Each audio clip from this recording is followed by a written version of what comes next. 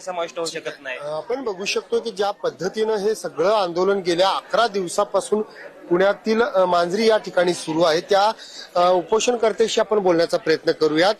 हे उपोषणकर्ते आहेत, काही विद्यार्थी आहेत, आपण त्यांच्याशी बोलूयात। एक जी अट होती ती मान्य केल्याचं सांगितलं जात आहे, तुम्ही या एका अटी जी वयाची होती ती सरकार मान्य केल्याचं सांगितलं, काय सांगा?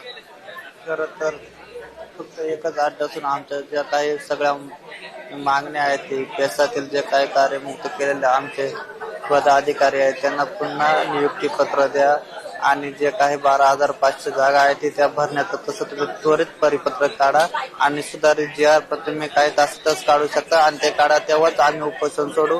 अन्यथा जीव गेला तरी चालेल पण उपोषण सोडणार नाही। आणि या मुख्यमंत्री हे देवाभाव म्हणून सगळ्यांनाच म्हणतात का आम्ही या शोषितांच्या वंचितांचे देवाभाव आहात, पण तुम्ही आदिवासींचे खरंच देवाभाव आहात का भडकाव आहात हे तुम्ही स्पष्ट करून द्यावं तुमच्या आपण बघू शकतो की हे सगळे विद्यार्थी गेल्या 13 दिवसापासून आंदोलन करत आहेत, त्यांची प्रकृती जी आहे ती खालवलेली आहे आणि या सगळ्या विद्यार्थ्यांची जी मागण्या आहेत त्या मागण्यामध्ये काही महिला सुद्धा आहेत, आपण त्यांच्याशी बोलण्याचा प्रयत्न करूयात।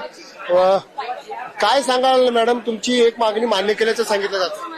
एक जर मागणी तुम्ही करता, हे लोक जर 12 दिवसापासून बसतात, 13वा दिवस आज आहे तर 13वा दिवस बसताय, मग दुसऱ्या मागण्यांना परत 13 दिवस घालवायचे का? अजून परत 13 दिवस आम्ही उपोषणाला परत बसवायची का या लोकांना?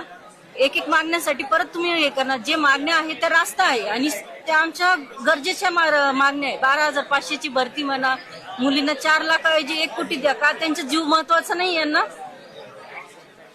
जिथे तुम्ही विकास करायला त्यावेळेस तुम्हाला आदिवासींच्या जमिनी पाहिजे, त्यावेळेस तुम्ही सरळ 1200 कोटी कुंभमेळा निघतो, तिथं कोटी कोटी तुम्ही हे करतात। मी इथं तुम्हाला वसतिगृह बांधायला काय हरकत आहे?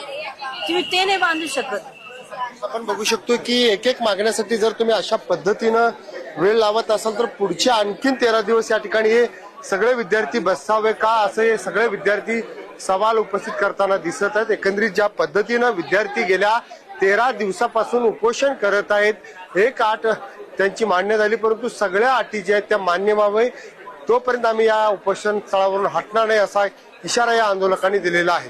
कॅमेरामॅन तुषारसह मी चंद्रशेखर वांगे, लोकशाही न्यूज, पुणे। तर आदिवासी विद्यार्थी आंदोलनावर अद्याप सुद्धा ठाम आहेत। मागच्या 12 ते 13 दिवसांपासून आदिवासी विद्यार्थ्यांचं हे आंदोलन मांजरीमध्ये सुरू आहे आणि पुन्हा आता आदिवासी विद्यार्थी आपल्या आंदोलनाच्या भूमिकेवर ठाम आहेत। लोकशाही मराठी ऐका, पहा, जागरूक रहा।